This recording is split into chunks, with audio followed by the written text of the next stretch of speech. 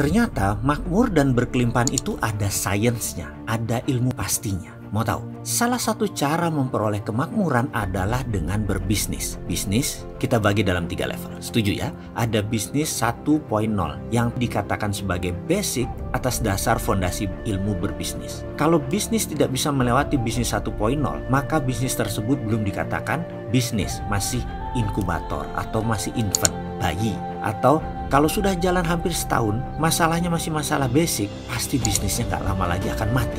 Dalam level bisnis tersebut, strategi manajemen, pengelolaan, SDM semua berbeda caranya. Misalnya, CEO bisnis 1.0 dengan CEO bisnis 2.0 dengan CEO bisnis 3.0 juga berbeda. Berbeda masalah, berbeda gaya dalam setiap levelnya. Dalam bisnis 1.0, CEO-nya minimum mengerti atau memahami sabuk hijau manajemen. Dalam bisnis 2.0, CEO-nya minimum sabuk hitam dalam memahami dan mempraktekkan manajemen bisnis. Dalam bisnis 3.0, CEO-nya harus sudah master. Kita lompat sebentar keluar topik. Kalau ada yang mau bermitra, mengajak saya bermitra bisnis, Anda bisnisnya harus sudah 2.0. Sebaliknya, kalau saya mencari mitra atau menawarkan bisnis, bisnis saya juga harus sudah bisnis versi 2.0, alias tidak lagi mempermasalahkan bisnis 1.0.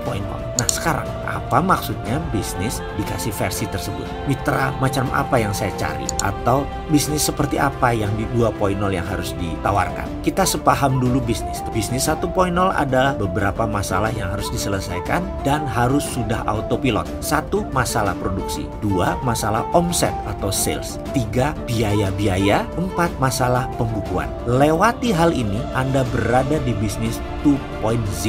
Minimum semuanya sudah diselesaikan, bahkan bisa autopilot. Kalau Anda ada produk tetapi salesnya belum tercapai atau biayanya besar sehingga untungnya tipis, itu Anda masih dalam masalah bisnis 1.0.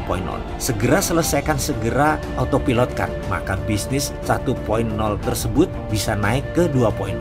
Jadi dalam bisnis 2.0 kita sudah tidak bicara lagi omset, biaya-biaya, produksi. Yang harus dilakukan di semua itu harus diselesaikan di bisnis 1.0. Lalu ada bisnis 2.0. Baru masalah muncul yang lebih rumit. Perlu strategi bisnis baru. Berbisnis mulai dengan banyak jurus kungfu, jurus silat, jurus karatenya. Tergantung gelanggangnya, tergantung kompetisinya. Kalau seorang business owner 2.0 dan CEO 2.0, biasanya orang sudah jago berantem dalam banyak gelanggang dan paham jurus bela diri, dan serangan bisnisnya juga sangat banyak variannya. Sekali lagi, apa itu bisnis 2.0? Kita akan urai yang dimaksud bisnis 2.0. Salah satunya ada brand atau merek, ada regulasi pemerintah. Tapi sebentar, ngomong-ngomong, sahabat sudah nggak ada masalah kan dengan masalah 1.0 atau 1.0 dengan sales? Jualan sudah bagus kan? Sudah lewat masalah 1.0 atau masih ribet urusan 4 persoalan tadi? Lah bagaimana kalau itu masih bermasalah? Bagaimana Indonesia bisa jadi nomor 5 besar di dunia tahun 2030? Orang kita masih beribet di 1.0. Tuntaskan dulu 1.0 lalu masuk 2.0.